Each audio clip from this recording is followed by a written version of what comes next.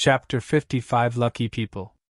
When they returned to the makeshift camp, the first thing that Nephi did was come up to Cassie. "Hey, Cass. Guess what?" The blind girl turned to her and smiled. "You've finally received an armor-type memory?" Simultaneously, Nephi said, "I found something decent to wear." Then she fell silent and stared at her smiling friend. Cassie laughed. "The sound of your footsteps changed." Changing Star blinked. "Ah. I see. Well, it's from the Carapace Centurion." While she was describing the armor to Kasia and letting her touch the mysterious white metal it was forged out of, Sunny relaxed and rested by the fire. Some time later, Nephi was busy preparing dinner. Sunny was once again lying lazily on the stones and staring into the sky. The sky, like always, was gray and unfriendly. With all three of them equipped with decent armor, they were finally starting to resemble a real awakened cohort. In fact, Sunny thought that their group was rather eye-catching even by awakened standards. In her light tunic and sea-wave cloak, beautiful and delicate Cassie looked like a princess. Lithe and poised, Nephi was like a noble knight tasked with protecting her. Sunny, however, if he was generous to himself, he would say that he looked like a young squire. But truthfully, he resembled a page boy a lot more, at best.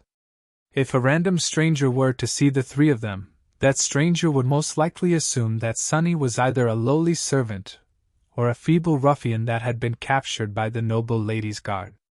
Well, that'll just add to their surprise when I stab them in the back. Wait, why would he stab a random stranger? Ah, who cares? I'm sure there'll be a reason. At that moment, Cassie sat down by his side. Sunny turned his head, looking at the blind girl with a bit of surprise. She bit her lip. "Nephi's told me that you almost died yesterday." "Oh, so that's what this is about." He shrugged. "Yeah." Then, with a silent sigh, Sunny added, "But don't worry about it too much. It's not my first brush with death." Although it was, as far as he knew, the closest. The memory still sent shivers running down his spine. Cassie was silent for a while. Then, she quietly said, "I'm sorry." Sunny raised his eyebrows. "Sorry? What are you sorry for?" The blind girl lowered her eyes. "For being so useless." Sunny frowned and looked away. A second or two later, he said in his usual careless tone, "You're not useless." Cassie softly chuckled. "Aren't I? If I want to walk, I need to be leashed to you or Neff. If I want to eat, I need to wait for one of you to feed me. That's my life now. I can't do even the simplest of things without your help, let alone be of use to either of you in return." Slowly, her voice turned raw with emotion. This was the first time Sunny had seen her mask of resolve slip a little, revealing the desperate, angry, frightened face beneath. He was silent for a long time. Then he said, "Hey, have I ever told you about my first nightmare?" The blind girl shook her head. Sunny half closed his eyes. "My first nightmare was as bad as it gets. To tell you the truth, the situation was pretty hopeless. I was a slave destined to die of cold or mistreatment. Chained, bleeding, defenseless. What's worse, my aspect turned out to be completely useless. I mean, literally. If I remember correctly, the phrase the spell chosen to describe it was, a useless wretch with no skills or abilities worth a mention." Cassie turned her head slightly, visibly drawn in by his words. "Then, how did you survive? Did things change for the better?" Sunny smiled. "Gods, no. In fact, they quickly turned worse. Much, much worse. But what would you know? In a strange twist of fate, my useless aspect turned out to be the only thing that could guide me through that mess alive. In that regard, I was incredibly lucky." He shifted a little and glanced at the delicate girl, noticing a thoughtful frown on her face. "But here is the thing about luck. People usually speak about it as though luck is something that just happens to you. It's not. Luck is 50% circumstance, and 50% your own ability to grasp it. Luck is something you have to make happen yourself. I fought with everything I had to survive. That's one of the 2 reasons I'm still here. Saying that, Sunny remembered the cold, dark mountain and shivered. Then, pushing the chilling memories away, he continued. The second reason is the spell itself. I won't go as far as to call it reasonable, but it is fair, in its own, perverted way. The spell takes with one hand and gives with the other. It was like this with my first nightmare, and it is the same with you. Cassie's frown deepened. Sunny chose his next words very carefully. Eventually, he said, Your flaw is the most debilitating one I have ever seen or heard of. You are right, without help from someone like Neff, it would have been a certain death sentence. And people like her, well, I'm not even sure that someone else like that exists. But... The blind girl gritted her teeth. But what? Sunny looked at her with a serious expression. But that also means that the other side of the flaw, your power, is equally as extraordinary. You just haven't found the way to grasp it yet. When you do, believe me, you'll remember this conversation and feel very embarrassed about how naive and foolish you were. Cassie's expression changed to one of doubt and confusion. Do you really think so? She whispered. There was a hint of desperate desire in her voice. However, the question itself almost made him laugh, for an obvious reason. Trust me. I'm the most honest person in the world. 2 worlds, in fact. Sunny would actually love nothing more than to be less honest, but sadly, he was physically incapable of doing so. Of course, she didn't have to know that. Cassie was silent for a long time, lost in thought. It looked as though she was in the throes of some inner struggle. Sunny almost assumed that their conversation was over, but then she suddenly said in a low, raspy voice, I had more visions than I told you guys about. Chapter 56 The Heaviest Thing in the World. He blinked, staring at the blind girl with surprise and a bit of apprehension. Her sudden statement really threw him off. Why would she keep something like this secret? And why tell him now? Confused, he asked carefully. More visions? Why haven't you told us? A fleeting, tired smile appeared on Cassie's face. She lowered her head and remained silent for a while. Then, closing her eyes, she said, You probably don't know. How could you know? But knowledge can be really heavy. It can be as heavy as the heaviest thing in the world. Then, a sad smile appeared on her face. I am afraid that by telling you, I will actually cause the things I saw to come true. Sunny tensed up, alarmed by the implication behind her words. If she was afraid of the visions coming true, then their content must have been pretty bad. And if it was really bad, if something terrible was destined to befall them, Sunny had to know about it in advance. That way, he would be able to make preparations and deal with whatever happens. As long as he was prepared, many things would become much less dire. However, what if his preparations would become the very reason for that terrible thing to happen, making Cassie's vision a self-fulfilling prophecy? This was the danger of knowing the future. Damn it, my head hurts. I hate this crap. Sunny struggled for a long time, trying to decide if he should pressure Cassie to reveal her visions.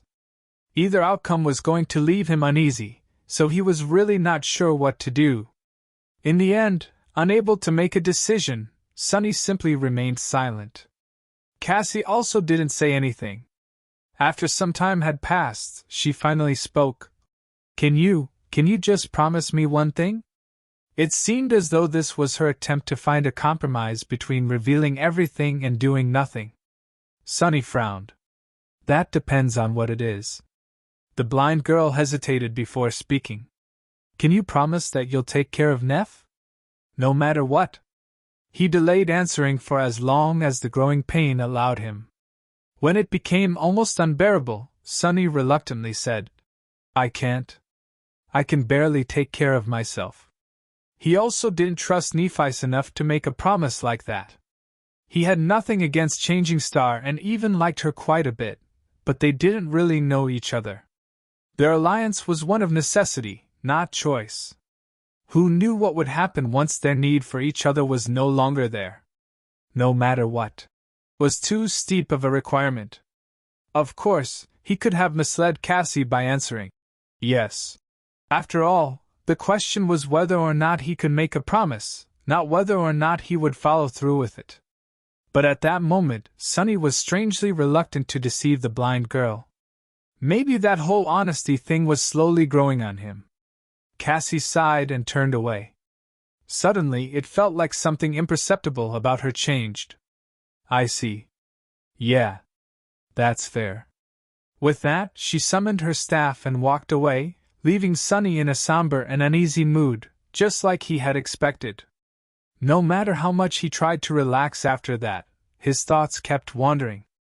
Eventually, Sunny found himself trying to find connections between various pieces of information about the Starless Void, or the Forgotten Shore, as it was called in the Azure Blade's description. If nothing else, it could distract him from thinking about the latter part of their conversation with Cassie. Also, for some reason, the need to understand their environment suddenly seemed much more vital.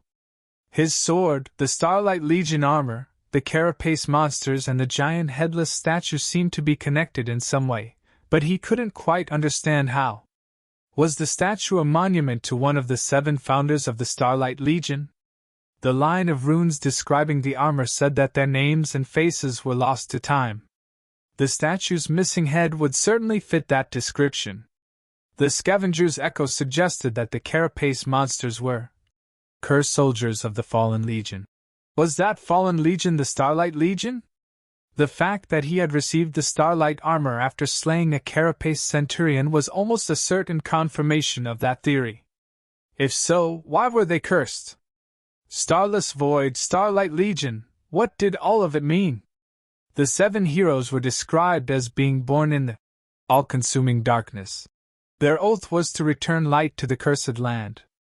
What light did they seek? Starlight?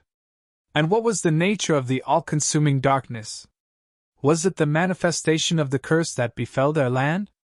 And if so, was it the same curse that eventually turned soldiers of the Starlight Legion into carapace monsters? If the curse was still around, was Sunny going to wake up one day with patches of chitin growing over his skin? What a creepy thought. The 7 heroes were forgotten, but the memory of their oath, apparently, still remained. On this forgotten shore, only Stell remembers. That was the Azure Blade's description. Was there a hidden meaning behind these words? Were the memories received on the forgotten shore hiding a secret? Inwardly, Sunny groaned. So many questions, and not a single answer. And then there was the main mystery, Cassie's vision, the one she chose to reveal to them. She dreamt of a boundless darkness locked behind 7 seals. Once the seals were broken, the darkness escaped. She also saw a crimson spire with 7 severed heads guarding 7 locks. Were these locks connected to the seals? And was the giant knight's missing head one of the 7 guarding them? Or was he completely wrong about everything, leaping to conclusions and forcing connections where none existed? Sunny sighed, knowing that his curiosity would not be quenched any time soon. He had too little information to make a proper theory. If so, there was no point in torturing himself right now. Maybe things would become clearer in the future. The word future made him frown. Chapter 57 Use of Weapons.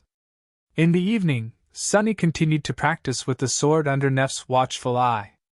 With his new insight, every movement felt different from before. After the 1,000 strikes were finished, he sat down to rest and studied the Azure Blade, tempted to continue obsessing over the abundant mysteries of the Forgotten Shore. After a while, Sunny asked, "Do you think I'm well suited to use a sword? Should I consider switching weapons in the future?" Nephi shrugged. "That depends on your goals. However, the sword is considered to be the king of weapons for a reason." Sunny smiled. "And why is that?" She tilted her head and deliberated for a few seconds. Then she asked, Do you know how natural selection works? He raised an eyebrow. Survival of the fittest? The strongest species survives? Changing Star glanced at him. Somewhat correct. But actually, it's not the strongest species that survive, it's the most adaptable. Otherwise, lions and tigers and bears would have been the ones ruling the world instead of humans. Sonny knew about lions and bears from archival footage, but he had no idea what a tiger was. Probably another extinct predator? Meanwhile, Neff continued, not at all like her usual taciturn self. She seemed to be much more eloquent when talking about subjects she was confident in. The same logic can be applied to combat. A sword is not the most effective tool in every situation. A spear is more useful against enemies with long reach. A war hammer is much better against armor. A mace is easier to maintain. However, swords are the most versatile. She cast a gaze at the azure blade. A sword can pierce, it can cut, it can bash. It can be used effectively at a variety of ranges. It is swift and maneuverable. Every part of the sword, from tip to pommel, can be used to attack. While wielding a sword, you won't be the best at everything. But you'll be the most adaptable. Nephi turned to him. Do you understand? Sonny thought for a bit before answering. I think I do. She gave him a nod and looked away. But in the end, you must remember one thing. It doesn't matter that much what's in your hands. A sword, a spear, a club, that's just tools. You are the weapon. He sighed and dismissed the azure blade. As always, Changing Star's lesson gave him a lot to think about. You are the weapon. He repeated it in his mind, feeling as though another piece of the puzzle had fallen into place. Together, they watched the sun set in comfortable silence. As the night approached, the sea was coming back, flooding the crimson labyrinth like a rush of darkness. Far below them, scavengers were scurrying to find a hiding place. A few of them were climbing the cliffs, hoping to spend the night on the small island. Sonny's shadow was keeping an eye on them. We're going to have guests soon, he said, disheartened at the thought that their short respite was about to end. Nephi sighed. That's all right. With the higher ground advantage, dealing with them won't be too hard. Sonny nodded and looked at the disappearing sun. Suddenly, his mood turned solemn. Doubt raised its ugly head, plunging his mind into the gloomy embrace of anxiety. Staring into the distance, Sonny hesitated and asked, Do you think we'll be able to reach that castle? She glanced at him with no particular expression on her face. Yes. He turned to her and forced a smile. Why are you so sure? In the blood-red blaze of the sunset, Changing Star's calm eyes seemed to burn with heavenly fire. Looking west, she summoned her sword and answered, If that is our will, who dares to stop us? Dealing with the climbing scavengers, indeed, turned out to be comparatively easy. Sonny and Nephi just had to ambush and push the bulky creatures off the cliff before they could find stable purchase. He received 4 shadow fragments practically for free, increasing the overall number to 32. Sadly, the soul shards couldn't be retrieved. They spent another day on the cliffs, resting and training. Sonny practiced with the sword while his shadow explored the nearby paths of the labyrinth. With the echoes still recovering, their group was not in its optimal condition. That's why there was no point in hastily abandoning their current camp. However, very soon they were going to resume the journey west, moving from one height to another in hopes of reaching the mysterious human citadel. This time they were not going to travel without sufficient preparations. Knowing that a sudden storm can come at any moment, covering the world with darkness and summoning the sea back before sunset, the 3 sleepers decided to thoroughly scout a route before committing to moving their camp to the next landmark. Nephi spent the day meditating. Her eyes were closed. From time to time, it seemed as though a soft white glow was radiating from behind her eyelids. However, when Sonny looked closely, it was always gone, making him think that he was just imagining things. He suspected that Changing Star was training herself to endure the pain of her flaw. If so, he wished her luck. Cassie behaved like her usual self, being cheerful and friendly. It was as though their strange conversation had never happened. However, Sonny could feel that something about her was different. He couldn't quite put a finger on what exactly had changed about the blind girl, but she seemed to possess more resolve. It wasn't a bad thing. They spent some time chatting and remembering their time in the academy. Sonny told her about his lessons with teacher Julius and various strange things he had learned from the old man. Her reaction to the idea of studying dead languages of the dream realm was exactly the same as Sonny's initial protest and bewilderment. Soon, the night was upon them again. This time, no scavenger tried to climb the cliffs, so Sonny and Nephi could rest easy. However, they still slept in turns, keeping watch over the camp in case something unexpected happens. In the morning, they ate the last of the centurion's meat and prepared to climb down into the labyrinth. It was time to continue their journey,